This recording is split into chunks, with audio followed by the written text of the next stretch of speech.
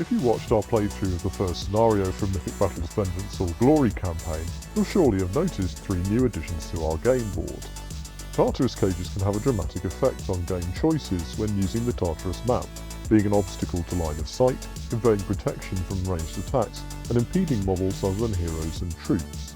What better way to ensure that you never miss such interactions than to promote them from a flat image on the map to a fully realised 3D structure? Best of all, you don't need to flash the cash to obtain such scenery. For the minimal investment of some relatively inexpensive materials and a little bit of time, your board will look as cinematic as ours. If you're a beginner to the miniature hobby and don't know where to start, don't worry. I'm going to walk you through every step and give you every tip I can so that you can be confident giving this a try. The gods expect your devotion. I'm Victor Seraph, and this is the Scenic Route.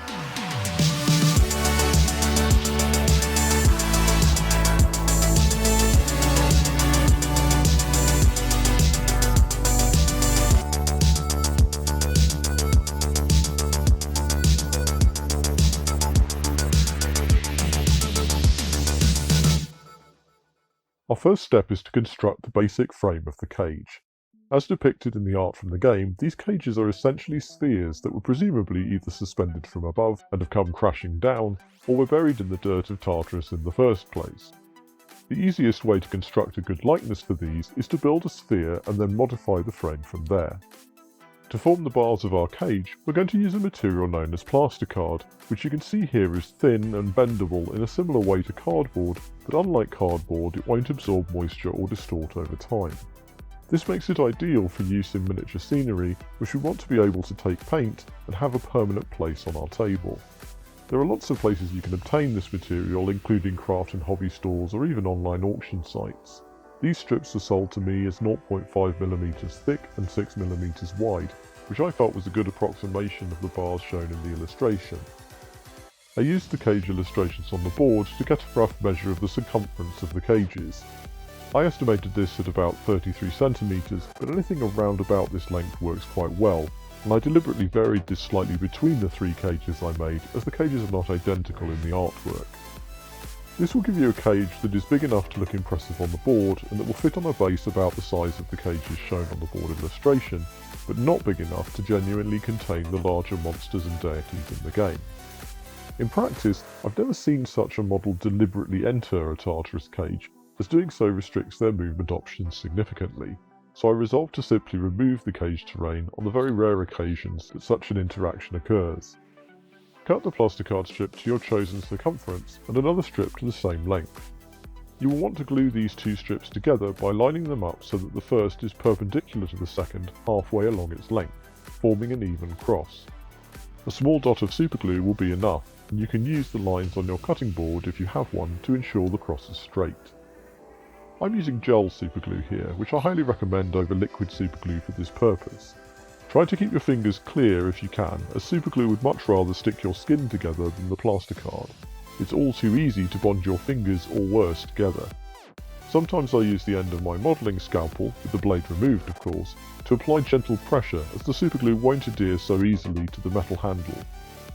After a few seconds the 2 struts will remain in place, but they will still need a few more minutes to dry before we can undertake the next step. Now we will glue the ends of each strip together to form the main structure of the sphere. For this first connection, I'm using an offcut from the strip as a temporary base so that the 2 parts have something onto which they can adhere. This offcut will be removed before the cage is complete, so it doesn't matter that it looks a little bit weird for now. After this is dry enough to hold itself, you can join the ends of the other strip. These first few struts are by far the most fiddly, and may take you a couple of attempts to get them secure. However, once the superglue has dried, it is strong enough to hold the structure together against reasonable force. Next we will add a third strip, this time going around the circle in the opposite direction. Again, I'm using the measurements on my cutting board to get a sense of the overall height of my sphere, and therefore where the halfway point is on the first strut. This doesn't necessarily need to be exact, but the closer you get, the more even the Tartarus cage will appear. Once the first connection point is dried, you should then work your way around the cage, gluing the other 3 contact points that are created from the first 2 circles we made. Doing so greatly increases the strength of this initial structure. We will be adding more bars to the cage later in the process, but now that we have the basic structure, it's a good moment to secure the cage to its base. For the base, I purchased acrylic discs 11 cm in diameter, which sit flush on the board and are quite lightweight. They happen to be transparent, but coloured acrylic would have worked fine given the process I used for the bases. Once the cages are on the base, getting into the centre will become a lot more difficult, so before we attach our sphere, I'm going to add some of the larger rocks and other details to the base. I've got 3 sizes of rock here, ranging from slate pieces to these large white stones. Colour is once again not important. And also these small granite pieces, giving me a range of textures and size to choose from. All of these were bought from an auction site at very low cost, but you could equally scrounge your local environment for useful material if you were so inclined. There's no specific recipe for placing these on the base, except what you think will look interesting in the final result, except to say that you should place 1 or 2 of these towards but not entirely on the edge of the base. More on this later. I would strongly recommend gel superglue for this purpose once again. You can also add other appropriate details at this stage. You've seen me use one of these Spartan shields from the Mortal Gods range before during our jump bases tutorial, and if you've tried that and still have some left over, this is a good opportunity to break them out again. As before, I've removed the bottom edge of the shield to create a bigger contact point with the base and just laid it against a rock where I felt it would look good. Once these embellishments have dried, we can add the cage. I want to create the impression of the cage having sunk or been built into the ground, just like in the artwork, so I don't want a complete sphere. This was just a good way to get the initial structure the right shape and size. Now that this structure is securely glued, and having considered what angle I want the cage to lie at, I'm cutting away one of the bottom struts using these clippers and reducing its length. I'll then use the clippers on the end of this strut without cutting and bend it back on itself. This creates a larger contact point between the strut and the base, and also allows me to tuck it under the slate I added to the base earlier to some extent. This will make the connection far more secure and resistant to gameplay. The strut is essentially glued to both the base and the rock. Once this first strut was glued, I worked my way around the other 3 struts, deciding what length and position I wanted them to end up in, and securing them to the base accordingly. I also removed the section that had the offcut attached to it at this stage. Not all of the struts will be up against larger rocks, which I feel would look a little contrived, but as long as 1 or 2 of your struts are very securely glued, it won't matter if some of the other connections are slightly more fragile. Another trick you can use if you're struggling to secure a strut where there is no rock to bolster it, is to add a small pile of sand and then use liquid superglue on top of this. This rapidly forms a cement-like sand paste that will dry around the strut end, providing you hold it still. I recommend giving your newly based structure some time to dry before undertaking the next steps, but if you are building a trio of cages, the first will probably be dry enough by the time you have finished the third. Next I added the remaining struts to complete the cage structure.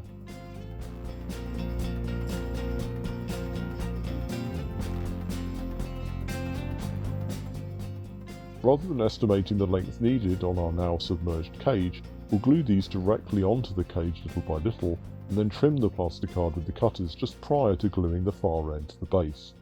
How many bars you add is of course up to you, but I felt that 2 crosses of bars encircled in the middle was the best balance for me personally. We need some way for models to be placed into and removed from the cage spaces during gameplay, and in any case the cages are far too perfect at this stage. The sundering of Tartarus is a major part of the lore of Mythic Battles, being the means by which so many monsters have returned to the world, so adding some damage is a great way to convey this narrative. This is as simple as using cutters to gently cut holes into the structure. The joy of using plasticard in this situation is that it will retain bends and twists in a very similar way to metal, so it is easy to create the effect of something having burst forth from or clawed its way into the cages, distorting the ancient bars in the process. This all works because all the glue contact points you have placed up until this point create a surprisingly strong frame that will largely retain its shape as you remove some of the supporting struts. You will still need to be careful, however, that you don't accidentally dislodge these earlier glue points as you manipulate the plasticard. If you do, take the time to correct such issues before moving on. Once this was complete, I chose to add some crumpled bars to the floor of some of my cages to show that these were at one time at least complete spheres. Taking an offcut of plasticard, I glue each end roughly in a path between 2 other struts, but with space between where the earth has narratively covered some of the bar over.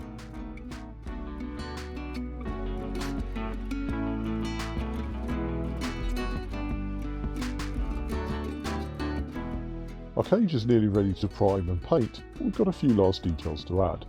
It's worth noting that on the Tartarus board, all of the cages are surrounded by a border that is impenetrable to deities and monsters, with one edge that opens up into a single other board space which such units can cross. This means our cages can be interchangeable. We can create a single hole in the cage to represent the open border, and as long as that points to a single appropriate board space when we place it on the board, we don't need to be able to see the precise border of the cage on the map. The only other detail you might regularly need to see beneath your new cages is their unit capacity. As all the cages have a unit capacity of 4, you could just memorise this, but I decided to add a little aide-memoire to one of the cages in the form of 4 skulls, so that if I forget during the game, I can just count these and I don't have to start moving cages around. There are lots of places to obtain miniature skulls for exactly this purpose, but I used the skull set from Games Workshop, which contains various shapes and sizes for a more mythological feel. Once these have been secured in place with superglue and this has dried, it is time to add sand to the base to fill the remaining gaps. This will also give an additional bond to the existing base elements. I'm using liquid superglue for this step as it requires quite a large quantity of superglue, and as mentioned earlier, liquid superglue seems to form a really easy bond with my dusty sand mix. I applied this glue in manageable sections and then sprinkled a mix of sand grits over the glue, tapping off the excess and then doing the next section until finally I had a complete layer. I also ensured any contact points on the base I didn't want to be visible were covered over by sand to conceal them. Lastly, I wanted to add something to emulate the spikes that can be seen on the Tartarus cage artwork. I briefly considered using rivets to hold the whole cage together before realising superglue was going to work just fine, but adding these 6mm square rivets to the points on the cage where 2 bars meet creates the impression of scale and adds visual interest to the bars. I obtained these from Amazon, but again, these are easy to find from anywhere that sells clothes-making materials. To apply these to the cage, simply bend the points of the rivets inwards so that they can sit flat against the plasticard. Then apply a small amount of gel superglue to them and press them into place on the bars, avoiding overspill of the glue if you can. This takes a little time to complete, but really adds to the effect of the cages, giving them the sense of something manufactured by the gods themselves. There are lots of excellent ways that you could paint your cages once complete. Perhaps you'll choose to give yours a colourful force field style effect, or lean into weathering with patina or rust effects. Whatever you decide, I'd love to see your finished results, and you can find me on Instagram or Facebook.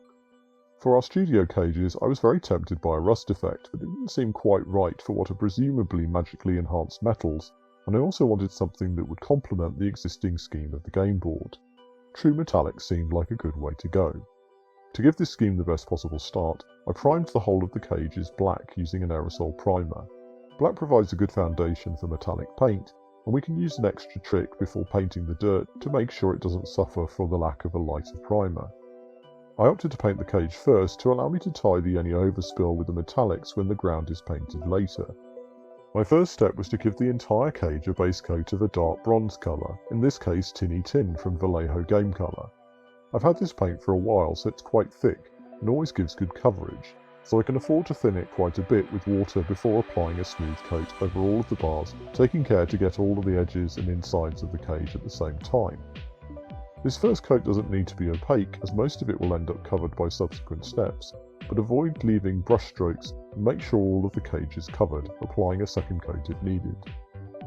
Next I switched to a sponging technique to apply a mix of the base coat Tinny Tin with some Victorian brass from scale 75 added to give a colour about halfway between the two. I've taken a small piece of some dense sponge, this one was scavenged from an old miniature blister pack, and tried to rip it in such a way as to avoid a hard edge that might show on our finished result. This may seem like a low-tech or even childish technique, but the bars are almost perfectly smooth, making techniques such as dry brushing less effective, so this is a good way to create a similar blend without agonising over it and to create the sense of a subtle texture on the bars at the same time. I'm using tweezers to hold the sponge. This is mainly to make it easier to see on camera. If you were careful, you could just use gloved fingers to hold the sponge, but I did find this made it easier to avoid applying too much pressure and to be consistent about the pressure I was applying. It is worth considering that pressure, as it is possible these sponge steps will dislodge one or more of your bars from the join points, as you can see here. This is relatively easy to fix, and you'd have to break more than one for the structure of the cage to be seriously affected, but it's a problem better avoided. I wanted to create the effect of ambient but subtle light from above, so I kept this first coat to the top 2/3 of the cage on the exterior, leaving some shadowed areas in the process, and also did some very light sponging on the lower third of the interior cage where the light would hit. With my second sponge coat I switched to pure Victorian brass, albeit that I used the same sponge and plastic palette as before. The sponging should ideally be applying a thin and inconsistent coat. For this second coat I focused on the top half to a third of the exterior bars, with consideration of how the sphere is leaning so as to apply the light in the right places. I also caught the top half of the rivets and applied some sponging to the upper half of the bars going around the middle to create some variation here.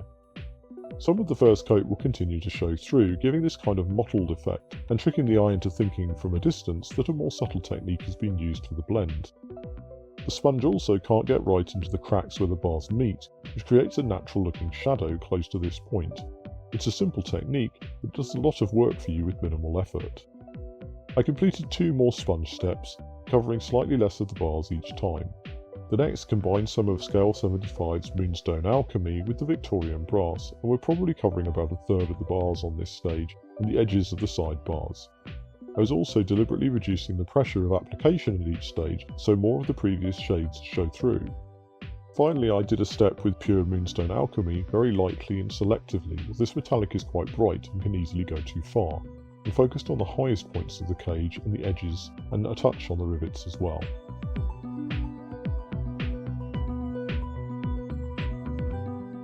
Next I wanted to enhance the shadows. Used with care, Vallejo Gaming Sepia is a great tool for shading bronze, as it has its own richness of tone and a fairly glossy finish, while also darkening the shine from the metallics themselves. You're going to need a fair bit of this because of the size of the cages, and I thinned the ink down a lot with admittedly quite grubby water. This won't matter even if there are metallic particles in the water, as the ink will overpower them anyway. You could see the sort of dilution I was going for here. You could even start a little lighter and undertake more coats to reduce the risk of a tide line where the shade starts. I applied this starting from the highest point I wanted to shade, and moved the pool of ink down the strut towards the base, which won't be in any way hurt by the runoff from this step. I also applied a little extra ink around the areas I specifically wanted to outline, such as around the rivets and where the bars meet. After each bar had ink applied, I took a clean, slightly damp brush and used this to feather the edge of the shade, again reducing the potential for a tide mark from the ink. The shade is great at adding shadow, but also unifying the metallic coats and softening any small areas where a highlight metal has been applied too heavily. Whilst my focus was on the lower half of the cage, I also added some outlining to the top of the cage where the bars intersect and create a shadow.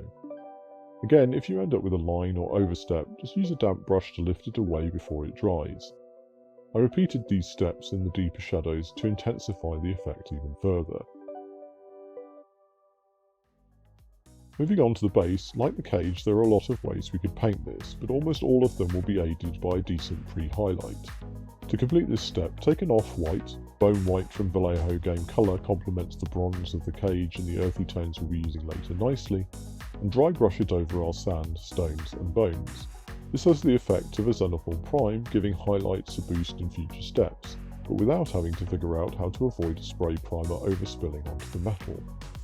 If you're not sure what dry brushing or Xenophil highlighting is, you might be helped by our 5 tools video, which discusses many of the core tools and techniques that can help painters new to the hobby. But briefly, we're going to add some paint to the end of a cheap makeup brush, perfect for dry brushing due to its small bristles, and work most of the paint into a piece of tissue. When we apply this to the base, the raised parts of the sand and stones will catch the remaining almost dry paint, but the shadows around them will be left dark.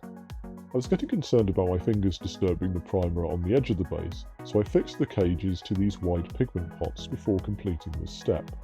Pigments might have been another way to go here, but I knew I could achieve a result that would match what I wanted and would be hard wearing using normal paints, which is where I'm most comfortable. Dry brushing is sometimes criticised for leaving a slightly chalky finish, but that only aids the result in this case. In the first instance of what became a running theme of this paint process, I couldn't find the paint that I wanted to use for the shadow tone, but instead discovered this paint, MSP Bones High Density Pigment Charred Brown, which I didn't even realise I had. This just goes to show that you don't have to exactly match the paints I use, although a paint like this that can be diluted readily and still have good coverage is ideal. I diluted the paint about equally paint to water and covered the base with it. The now diluted paint sinks into the recesses, toning the shadows to a more appropriate brown colour that fits the original colour of the board. The highlighted areas will still show through this step if your paint is diluted enough, whilst also taking on some of the tone.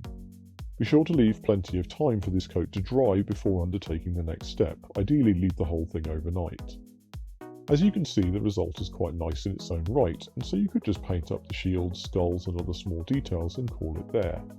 However, I was aiming to paint the base in a way that would allow it to blend into the game board and match the illustrated terrain as closely as possible.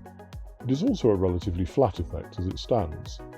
To elevate this, I combined some of the charred brown I used for the previous step, although undiluted this time, and added another MSP paint, Blonde Shadow, to lighten it. A dry brush coat of this not only adds a lighter brown tone, but increases the saturation of the colour on the highlighted areas that have benefited less from the shadow tone. You can be pretty ruthless with the dry brush on the sand areas, but go slightly lighter on the larger stones and slates if you want a more refined finish. I then applied a dry brush of pure blonde shadow, applying lighter pressure and being slightly more selective about where I wanted the base to be highlighted. You can do this almost straight away after you finish the first dry brush, as this technique is dry almost instantly. I paused here to paint the skulls, starting with a base coat of the earlier charred brown and blonde shadow mix. While this was still drying, I blended in some bone white on the higher areas. This was quite a rough job, but for something like this it doesn't need to be perfect, only the bigger skull really needed more attention. I then went in with a mix of bone white and pure white to bleach the skulls to even higher highlights, but if I'm honest I made a bit of a mess of things by watering the mix down too much. You'll learn from my mistake here, I'm sure. To dial this back, I applied a wash of the game colour sepia ink I had used earlier on the bars and used a clean damp brush to lift this from the higher areas, so these stayed relatively bright. Being a total professional, I naturally got every second of this process on camera. In terms of the rocks, I used the final highlight mixed with a little bone white to add some selective final highlights to the highest edges where the light would naturally catch.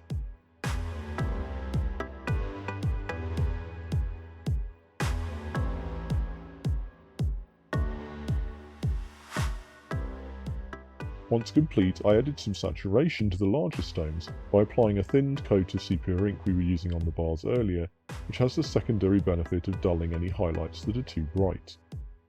I also used the ink to deepen the shadows immediately around the larger stones, which makes it seem like they are casting more shadow and are therefore a bigger object.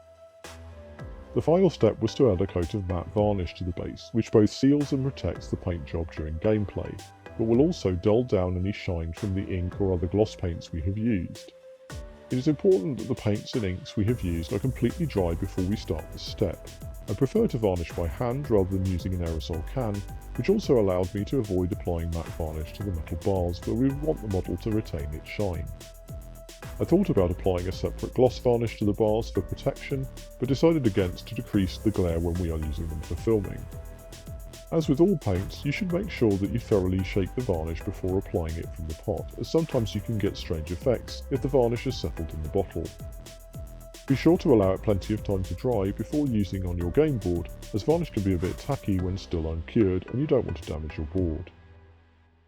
With that, our Tartarus cages are complete, by which I of course mean totally broken and no longer useful for holding monsters, but perfect for augmenting your Tartarus board. We added in some decorative jewellery chains to the cages to mark the chain barriers, but these are readily available online and were an ethereal bronze colour, so I didn't paint these or customise them in any way. I really hope you will give this tutorial a go and would love to see your results, whether you follow every step or make some of your own personal changes. You can share these with me on Facebook or Instagram if that's something that you'd like to do. If you enjoyed this video and would like to see more from us along similar lines in future, please show your appreciation with a like or a comment, or by sharing this video with fellow hobbyists, and please consider subscribing if you haven't already. Thank you for watching, and remember to always work hard, play better, and take care out there.